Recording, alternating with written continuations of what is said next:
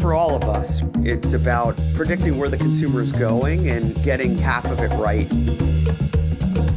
One of the things we want to do is create ads that don't suck. Embracing change creates great possibility. I'm Alan Hart, and this is Marketing Today.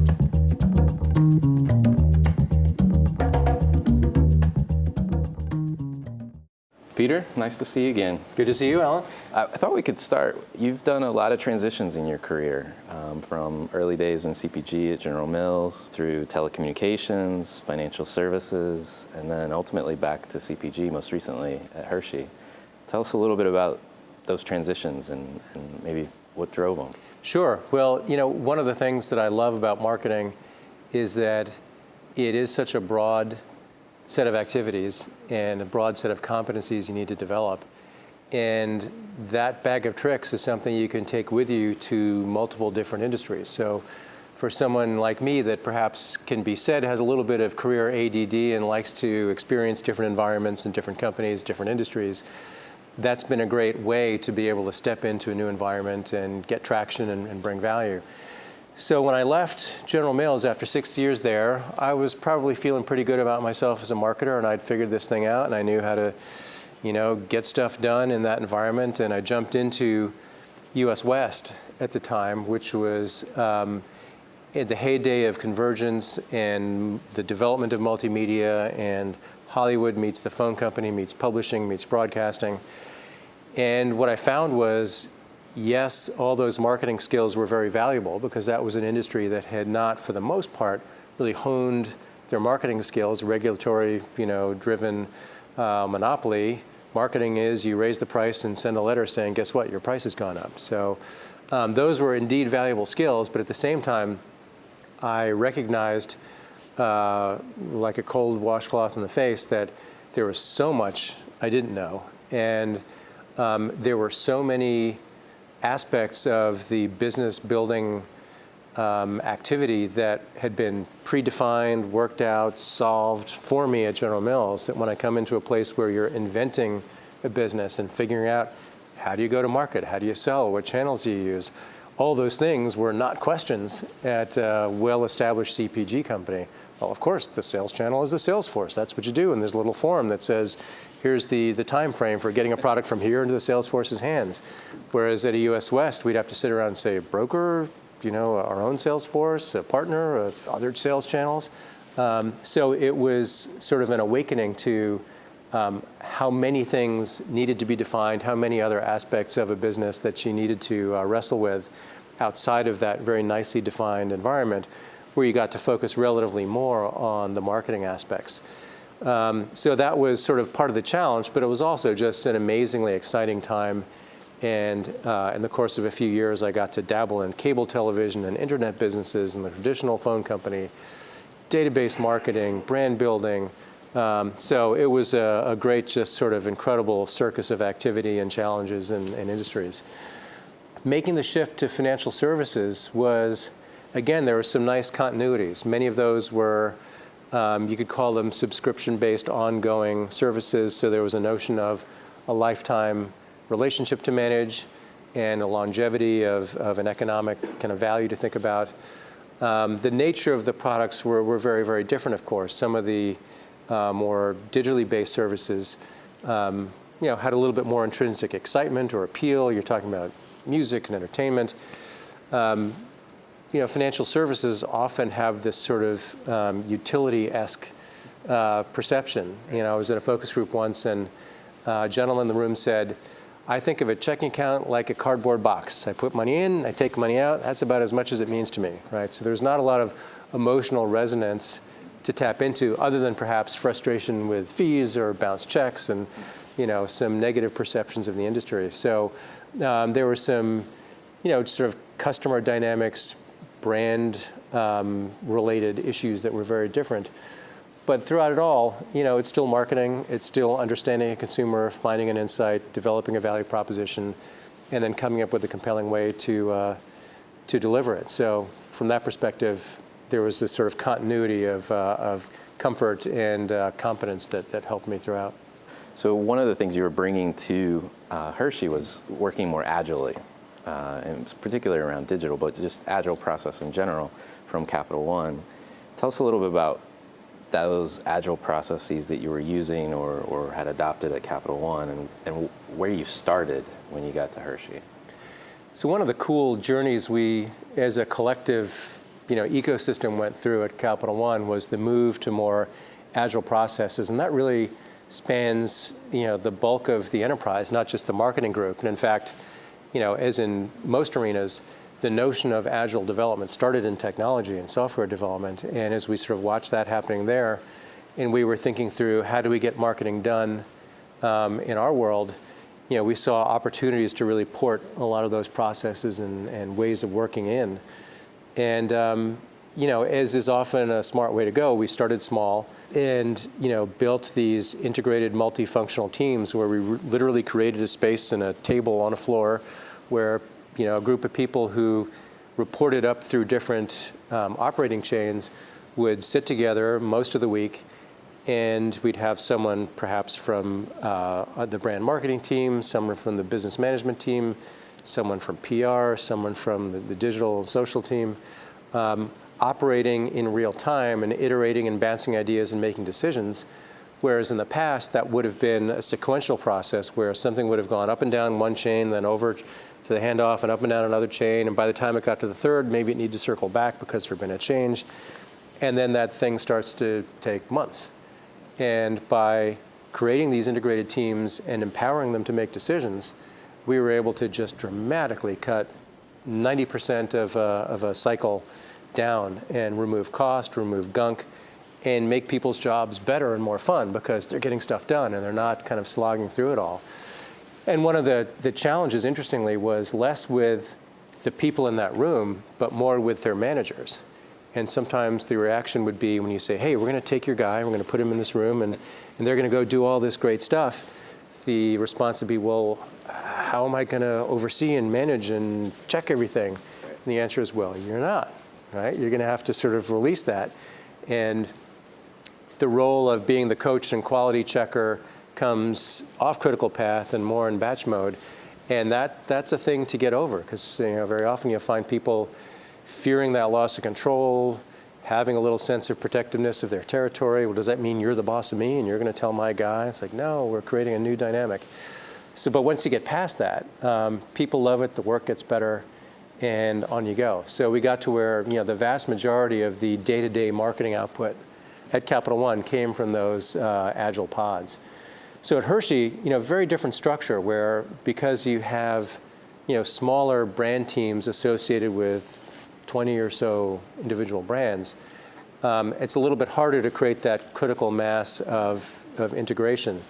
So, one thing I did not want to do was set out to try and wholesale make massive changes, across the board, but really start piloting that within, our own digital team and introducing some of those more cross-functional real-time processes, building a social listening center, creating war rooms for big events, and proving out that process before we tried to start taking it further. So in those agile processes, how did you pull in or plug in the agencies? You've got media agencies, you've got creative agencies, I'm sure others, but maybe just using those two examples, how did they plug into those existing pods or teams? It would really vary based on what the work output was. So there was a lot of the kind of daily bread and butter, call it direct acquisition marketing, that wouldn't necessarily be touching our external agencies on a regular, daily basis, but would more be drafting off of, using the assets, staying, in sync with the broader campaign. So the relationship there would be to make sure that we were hand in glove in sync, those teams with the direction and the tone and the language and the design sensibility of the broader campaign. For other, probably more sort of tentpole events that did involve, more channels and were bigger sort of undertakings, that's where you would create more bespoke war rooms and bring in people from the appropriate agencies and get them aligned and sitting in real time for production. But typically the daily work of pumping out, millions of pieces of marketing much of that would have been done by the internal teams and then drawing on resources from the external agencies. So with the advent of digital and lots of companies, big companies like P&G shifting mix, and in some cases agencies setting hard, X% of spend will be digital. And most recently, P&G, I named before, saying we're going to pull back our existing highly targeted efforts on Facebook, as an example.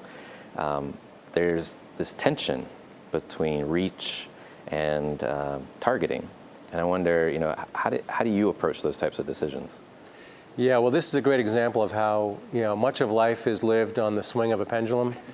So you have organizations who are at various stages of their journey on digital, who might say, hey, we're going to get out there ahead and we're going to boldly leap into the space. You have others a little farther behind who say, oh my gosh, I just woke up and it's the 21st century. I got to get on this, and they kind of leap in with both feet.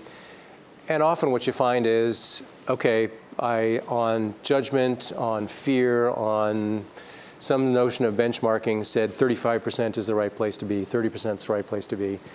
And then having lived with that for a while, start to either have the sort of queasiness and the visits from the CFO asking, is this working and what's happening with volume? Or the more analytically based results starting to flow in that say, boy, that was right, or maybe you went a little bit overboard. So I think you find a number of companies starting to do a little bit of a retrench, a little bit of a resettling of, okay, it might not have been 30%, maybe it was 28. Some may say, great, that's working, and off I'm going. So it's about kind of finding what should be the center of gravity in a world where, let's face it, we don't have perfect methods for sussing out the productivity of each and every piece part. So it's a little bit of, how am I feeling about this overall recipe? And some parts I can really laser lock on, some parts are a little bit more impressionistic, or I have to use proxy metrics. But another one of those sort of swinging pendulums is around targeting. And between the analytics and the targeting technologies offered by a number of these media partners, you can get really sharp and go after the left-handed, red-haired people in Iowa who love chocolate but hate cheese and eat dinner with grandma on Tuesday. And boy, they're your best prospect, and you focus in on them and you sell 10 bars of chocolate to those people. And then you wonder what happened to your volume. So you really have to be mindful of, at the end of the day, what is the business objective you're trying to get to? What does that mean about how many people you have to get, in the door? And therefore, how targeted, can you be, should you be?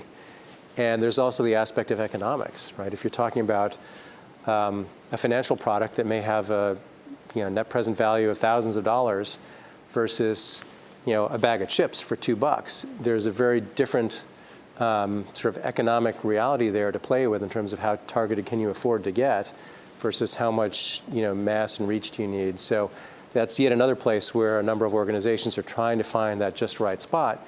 And that will be brand by brand based on the nature of the product, the economics of the relationship, and frankly, how powerful the levers are for that industry in targeting.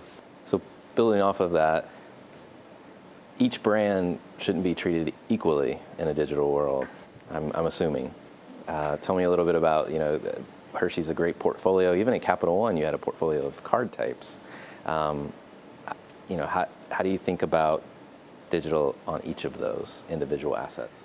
Yeah, I think it's so important when you're approaching, a marketing plan, when you're approaching decisions on channels to use, digital investment, is to not think there's any such thing as one answer. There's no right answer for all products, all brands, even in the same category. And you really have to true back to, who are you trying to reach? What are you trying to get done? What are the right ways to do that? What's the nature of the idea that you're developing? And some may lend themselves more naturally to one channel or another. But you often find this sense of, well, I'm brand manager of X brand, whether it's a consumer product, financial product, whatever it might be. I must be on Facebook, I must be on Twitter, I must be doing Snapchat, I have to do one of these, I need events, I need experiential, because I have to, right? And then you end up doing a couple of things. One is you spread your chips too thinly, and you don't do a good enough job, you don't reach critical mass. But you also perhaps waste a lot of energy in places that aren't as relevant and powerful for that particular business. So, it's so critical to just start with, what's this sort of Maslow's hierarchy for each brand, right? What's going to be foundational? What's nice to have? I encourage every brand to be thinking about having kind of an experimental test budget and agenda so that you're always learning, you're always exploring, freed from the expectation of ROI so that, it's really more about learning, but that's got to be a small part. And, done right, you should likely have a very varied set of channels and investment levels. And, at Hershey, the digital mix ranged from near 100% to closer to 0%, depending on, what we were trying to get done. But it was all very bespoke to the brand agenda. So now Capital One is very data-driven marketing, and many companies are becoming even more data-driven marketers, almost maybe relying on the data to make their own decisions. In a world of creativity, where does the human aspect of creativity fit into that? Yeah. Well, one of the great things about marketing is it is all about the balancing of so many different things, brand versus product, short-term, long-term, relevance versus differentiation, and yes, art, science, data, creativity. And, done right, it's a very powerful combination. And one of the things I so respected about Capital One and its founder, CEO, Rich Fairbank, was he was always very clear as the creator of this information-based strategy and this analytic culture that you can't let the analytics swamp judgment and vision and that leap that says, I see, an even higher hilltop over there. We can't analyze our way there. We have to use, that leap of judgment and vision to get there. And then we'll analyze to see how we did. But as the power of analytics and all this tech and now AI coming online gets more and more sort of capable, it gets more and more possible and tempting to abdicate more and more of the decision-making process. And we have the reality of real-time machine-assembled creative assets based on what the data is telling us. Now that can be an amazingly powerful thing. I also worry a little bit about how are we going to make sure we don't lose, what I still think at this point is that essential human input, that sort of spark, that 2 + 2 = 5, that improbable, discontinuous leap that I don't think yet all the technology is able to do, but we may be not far from it. I mean, the transformation in Google Translate from ham-handed, phrase translator to artful, you could call it creator of poetry, great language that is hard to distinguish from, what an actual human translator might do.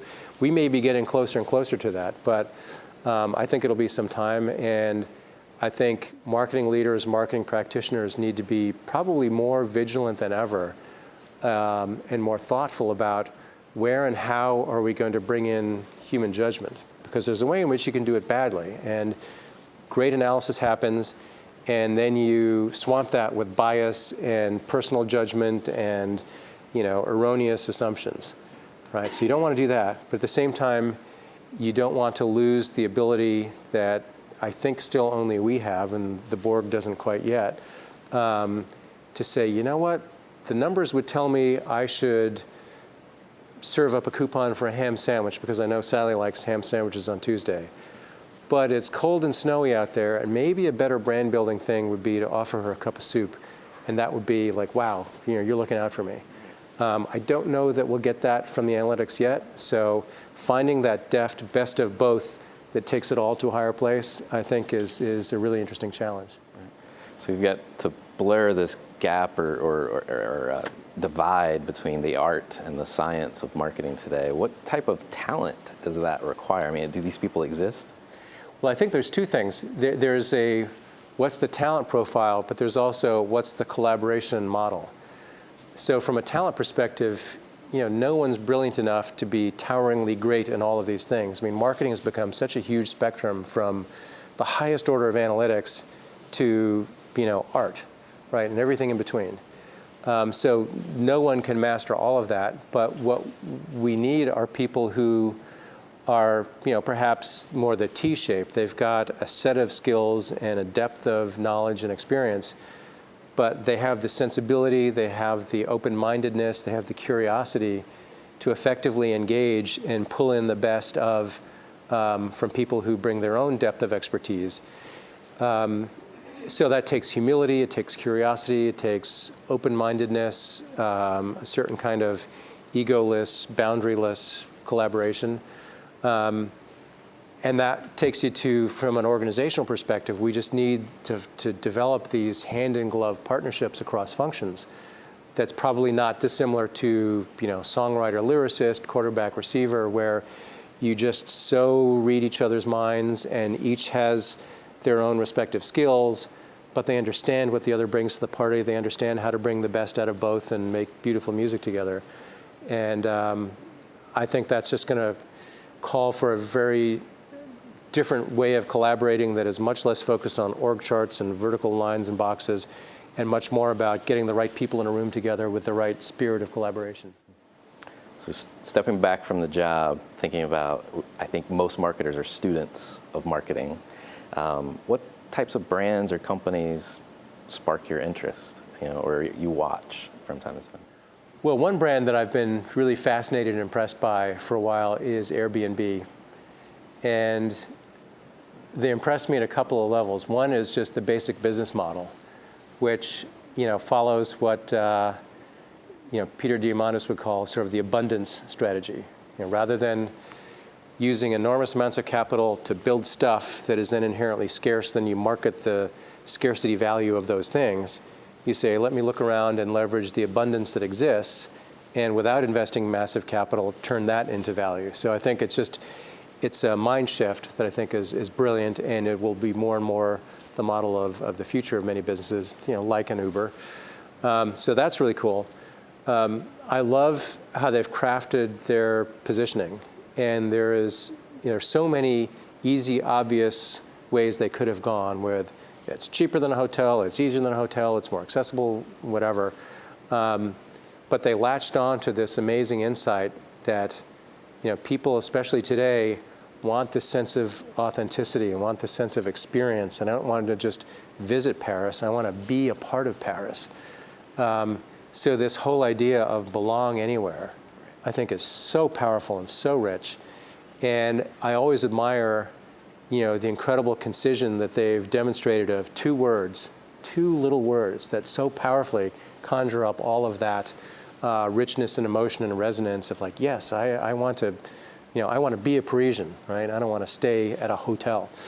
And then finally, I think, whether by design or accident, that left them to the room to go where they're now going, which is expanding concentric circles outwards in ways that are still very true to their proposition and very credible around experiences. And again, in the staying true to that notion of belonging and authentic participating, it's not, and get a ticket to Madame Tussauds while you're staying in New York. It's, while you're staying in a home being part of Santa Monica, have an actual Santa Monica surfer dude teach you how to surf. And that'll really complete your Santa Monica experience. So I think they've created, a wonderfully clear proposition, a great handle for it, with room to grow in ways that stay very true to the proposition.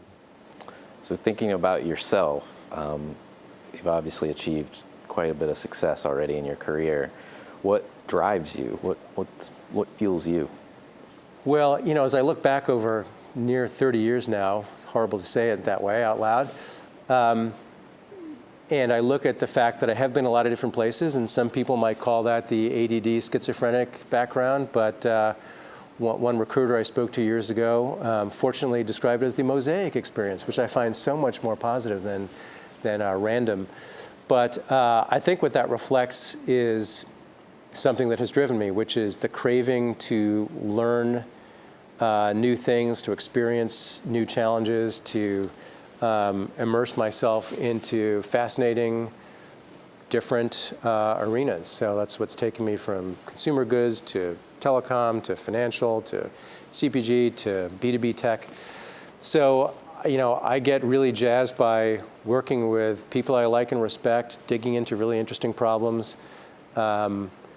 I love the craft of marketing, the actual sitting down, sleeves rolled up, and wrestling with an insight, and how do you turn that into an idea, and how do you kind of, wrestle with the language so where it suddenly turns into a magic piece of motivating copy, right? That whole art craft process. I just, that's where I get into a flow and the hours disappear and I wonder where the time went. So get your crystal ball. What do you think the future of marketing as a function holds? Wow. Well, I think it's clearly on a path to getting more and more complex, more and more broad. It already was a very broad, multifunctional practice. But now it's gotten even more complex with MarTech, AdTech, data, analytics, AI. So I wonder if the notion of marketing as a job will become too fat a term and you'll need to sort of start parceling it out. And I think you see signs of that. And people starting to throw around the term, should there be a chief marketing technologist? You have a chief digital officer. So will it become so vast that it's almost 3 jobs, not 1 job?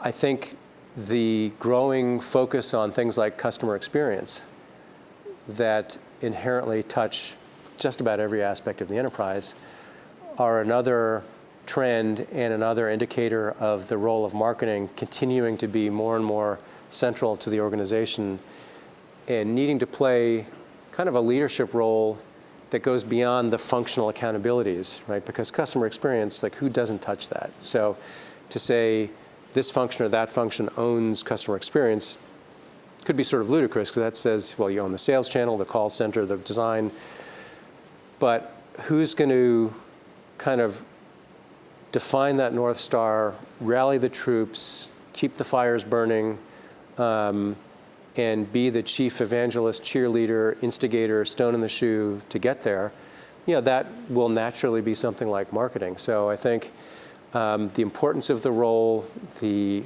transformational and catalytic nature of the role will only grow and will continue to be the best job ever. Great. Well, thank you so much for coming on the show. Thank you, Alan.